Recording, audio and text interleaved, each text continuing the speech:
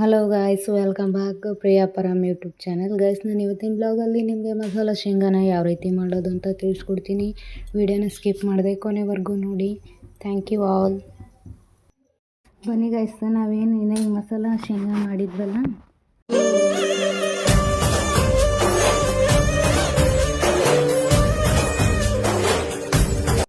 ಶೇಂಗಾ ಮಸಾಲ ಚಾಟ್ಸ್ ಮಾಡೋಕ್ಕೆ ಏನೆಲ್ಲ ಸಾಮಗ್ರಿಗಳು ಬೇಕಪ್ಪ ಅಂದ್ರೆ ನೋಡಿ.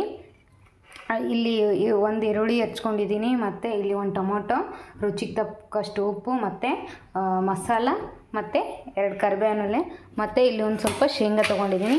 ಈಗ ಇಷ್ಟೆಲ್ಲ ಮಸಾಲ ಶೇಂಗಾ ಚಾಟ್ಸ್ ಮಾಡೋಕ್ಕೆ ಬೇಕಾಗುವಂತಹ ಸಾಮಗ್ರಿಗಳು ನೋಡಿ ಗೈಸ್.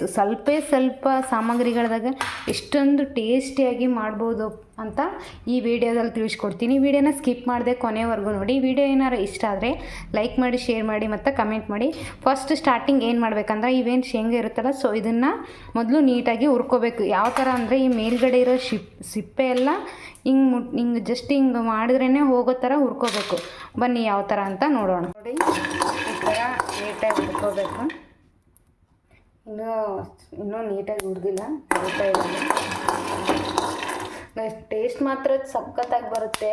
ಹೊರಗಡೆ ಏನೇನೋ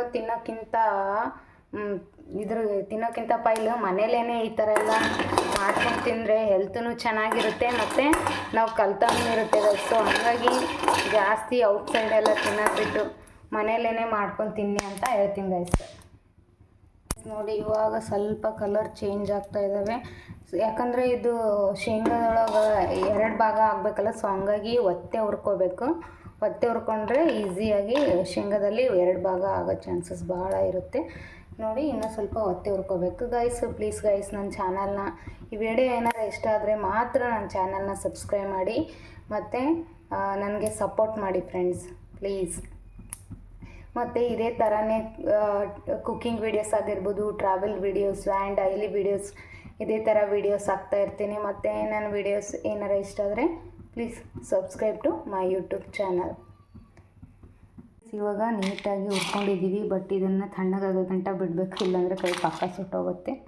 ಯಾಕಂದರೆ ಜಾಸ್ತಿ ಬಿಸಿ ಇರುತ್ತಲ್ಲ, ಸೊ ಇದ್ರ ಮೇಲ್ಗಡೆ ರೆಸಿಪಿ ತೆಗಿಯೋಕ್ಕಾಗಲ್ಲ. ನೋಡಿ, ಸಖತ್ ಬಿಸಿ ಇದೆ. ಇದನ್ನು ತಣ್ಣಗಾಲಕ್ಕೆ ಬಿಟ್ಟು, ಇದು ತಣ್ಣಗಾದ್ಮೇಲೆ ಇದ್ರ ಮೇಲ್ಗಡೆ ರೆಸಿಪಿ ತೆಗೆದು ಆಮೇಲೆ ಏನು ಮಾಡೋದು ಅಂತ ಹೇಳ್ಕೊಡ್ತೀನಿ. ವಿಡಿಯೋನ ಸ್ಕಿಪ್ ಮಾಡಿದೆ ಕಂಟಿನ್ಯೂ ನೋಡಿ ಗೈಸ್. ನೋಡಿ, ಸಿಪ್ಪೆ ಸುಲ್ಕೊಂಡ್ಮೇಲೆ ಈ ಥರ ಬಂದಿದ್ದಾವೆ.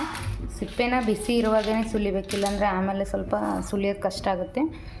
ನೋಡಿ, ಸಿಪ್ಪೆ ಸುಲಿದ್ಮೇಲೆ ಈ ಥರ ಕಾಳು ಮಾಡ್ಕೋಬೇಕು. ತಿರ್ಗಾ ಏನು ಮಾಡಬೇಕಪ್ಪ ಅಂತಂದರೆ, ಮತ್ತು ಸ್ಟವ್ ಲೋ ಫ್ಲೇಮಲ್ಲಿಟ್ಟು ಅರ್ಧ ಸ್ಪೂನ್, 1 ಸ್ಪೂನೂ ಬಿಡೋದು, ಜಸ್ಟ್ ಅರ್ಧ ಸ್ಪೂನ್ ಆಗೋಷ್ಟೇ ಎಣ್ಣೆ ಹಾಕ್ಕೋಬೇಕು. ಮತ್ತು ಎಣ್ಣೆ ಜಾಸ್ತಿ ಯೂಸ್ ಮಾಡಬಾರ್ದು. ನೋಡಿ, ಇಷ್ಟು ಸಾಕು ಗೈಸ್. ಇಷ್ಟು ಎಣ್ಣೆ ಯೂಸ್ ಮಾಡಿಕೊಂಡು ಏನು ನಾವು ಶೇಂಗಾ ಬಿಡಿಸ್ಕೊಂಡಿರ್ತೀವಲ್ಲ, ಈ ಶೇಂಗಾನ ಇದರೊಳಗಡೆ ಹಾಕ್ಬಿಟ್ಟು ಫ್ರೈ ಮಾಡಬೇಕು.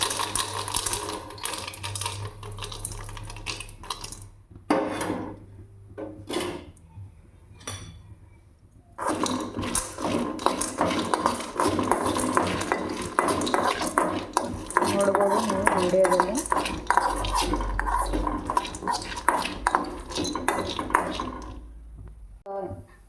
ಫ್ರೈ ಮಾಡ್ಕೊಂಡ್ಮೇಲೆ ಜಾಸ್ತಿ ಹೊತ್ತು ಬಿಡಬಾರ್ದು, ಯಾಕಂದರೆ ಜಾಸ್ತಿ ಹೊತ್ತು ಬಿಟ್ಟರೆ ಸಿದೋಗುತ್ತೆ. ನಾವೇನು ತೊಗೊಂಡಿರ್ತೀವಲ್ಲ, ಮತ್ತು ಈರುಳ್ಳಿ, ಮಸಾಲ, ಮತ್ತು ರುಚಿಗೆ ತಕ್ಕಷ್ಟು ಉಪ್ಪು, ಮತ್ತು ಟೊಮೊಟೊ, ಕರಿಬೇವು ಏನು ತೊಗೊಂಡಿರ್ತೀವಲ್ಲ, ಇದರೊಳಗಡೆ ಶೇಂಗಾದೊಳಗಡೆ ಹಾಕಿಬಿಟ್ಟು ನೀಟಾಗಿ ಫ್ರೈ ಮಾಡಬೇಕು.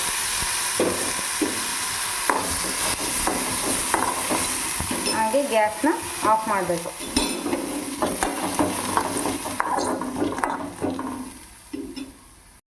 ಗೈಸ್ ನೋಡಿ, ಫೈನಲಾಗಿ ಮಸಾಲ ಶೇಂಗಾ ಯಾವ ರೀತಿ ಬಂದಿದೆ ಅಂತ ನೋಡ್ಬೋದು ನೀವು ವಿಡಿಯೋದಲ್ಲಿ. ಎಷ್ಟು ಚೆನ್ನಾಗಿ ಬಂದಿದೆ ಮತ್ತು ಟೇಸ್ಟ್ ಕೂಡ ಅಷ್ಟೇ ಚೆನ್ನಾಗಿದೆ. ಇವಾಗ ನಾನು ಮಸಾಲ ಶೇಂಗಾ ಸ್ನ್ಯಾಕ್ಸ್ನ ಟೇಸ್ಟ್ ಮಾಡಿ ಯಾವ ರೀತಿ ಬಂದಿದೆ ಅಂತ ಹೇಳ್ತೀನಿ. ಮತ್ತು ಇದು ಈವ್ನಿಂಗ್ ಟೈಮ್ಗೆ ಒಂದು ಬೆಸ್ಟ್ ರೆಸಿಪಿ ಅಂತಲೂ ಹೇಳ್ಬೋದು.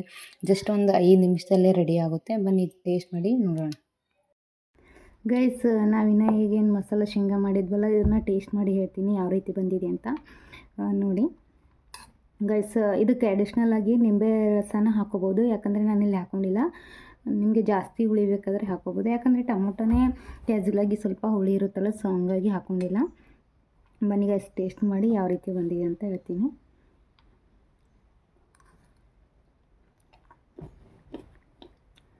ವಾವ್, ಟೇಸ್ಟ್ ಅಂತೂ ಸಖತ್ತಾಗಿ ಬಂದಿದೆ ಗೈಸ್. ನಿಜ ಹೇಳ್ತಿದ್ದೀನಿ. ನೋಡ್ಬೋದು ಒಂಥರ ಮಸಾಲ ಹಾಕಿದ್ದೀವಲ್ಲ, ಮಸಾಲ ಟೊಮೊಟೊ ಎಮ್ಮಿ ಟೇಸ್ಟ್ ಕೊಡ್ತಾಯಿದೆ. ಟೇಸ್ಟ್ ಮಾತ್ರ ಅಲ್ಟಿಮೇಟಾಗಿ ಬಂದಿದೆ. ಅದ್ರಾಗ ಎರಡು ಮಾತೇ ಇಲ್ಲ.